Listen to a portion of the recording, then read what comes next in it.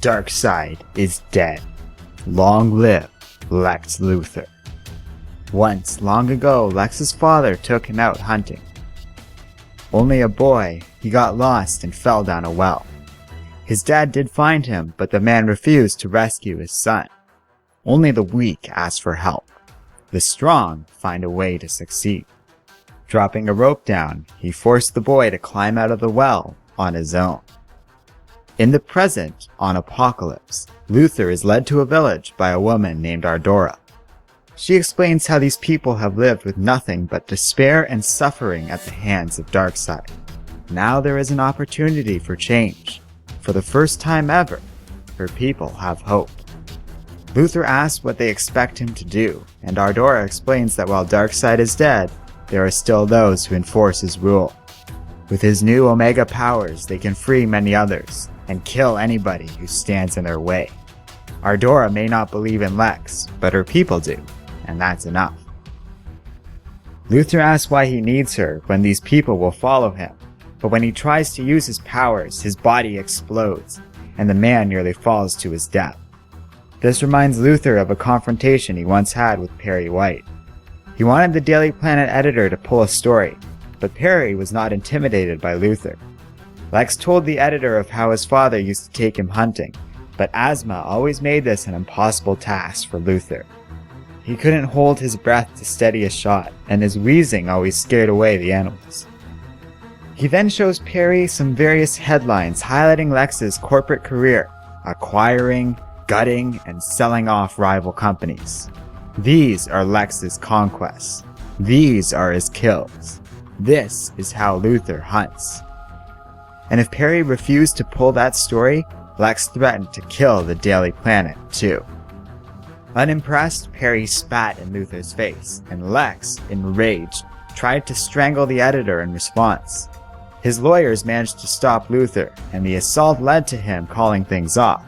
But Lex is truly, and still, a very angry man. This is not lost on Apocalypse, where Lex's companion offers to rescue him from certain death. Luthor reflects on an earlier encounter with Superman, where Clark once tried to save Lex from a crashing plane. Luthor was suspicious of Superman and refused to believe that Clark would waste time in helping someone like him. Everyone else may ask for help, but not Lex. Not ever.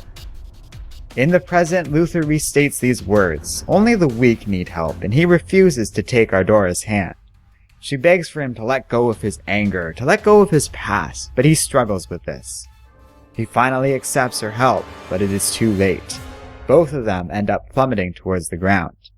Remorseful, Luthor asks why she would do this, and Ardora admits that she believes in hope. They embrace, and Omega energy surrounds them. Luthor is able to fly them both to safety, and his body is left transformed. He asks what just happened, and Ardora explains that the Omega Force does not judge you, it simply needs to be let in. Once you acknowledge who and what you really are, you are able to access these formidable powers. Accepting help was the first step. Ardora says she now stands beside him. They all do. Luthor's new army stands ready. Lex smiles and says it's time to get to work.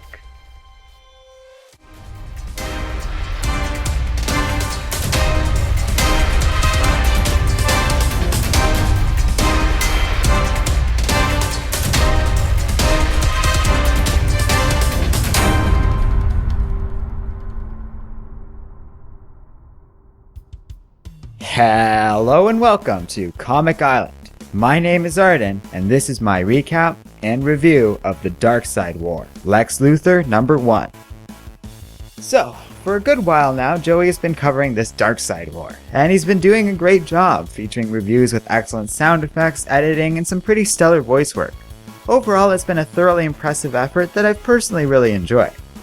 The event itself is pretty cool too, and I'm digging the whole idea of various Justice League members all becoming gods of sorts. Meanwhile, I've been mostly sitting on the sidelines, playing with Iron Man and the new Batman, and on the whole ignoring this whole event. So I wanted to have at least some stay in this story, so this week I asked Joey if I could review this comic, and he was nice enough to say yes.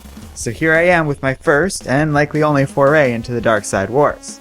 I have to say on the whole it's been a pretty cool and epic event overall, even if the whole thing is one big continuity bomb. Yes, in the past I have defended making creative choices over continuity, but I do have to say even I can't ignore these issues in Darkseid Wars.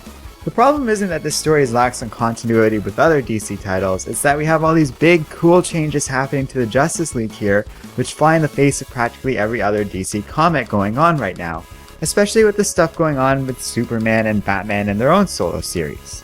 It makes me very skeptical that any of these changes in the League are going to last, and makes me worried that everything's going to be undone in one big cop-out, everything's back to normal ending.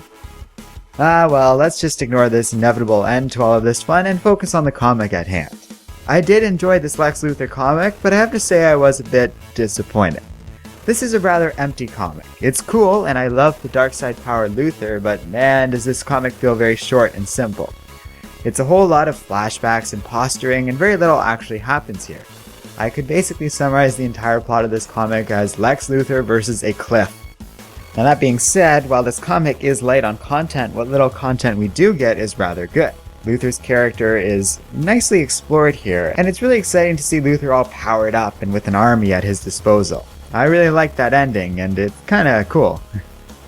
So the comic is light on anything meaningful in the larger Darkseid story, but it builds things up nicely and it was a pleasant read regardless. If you've been enjoying the Darkseid War, well, I do recommend this issue. Let me know what you guys think in the comment section below, and don't forget to like, subscribe, and keep reading comics.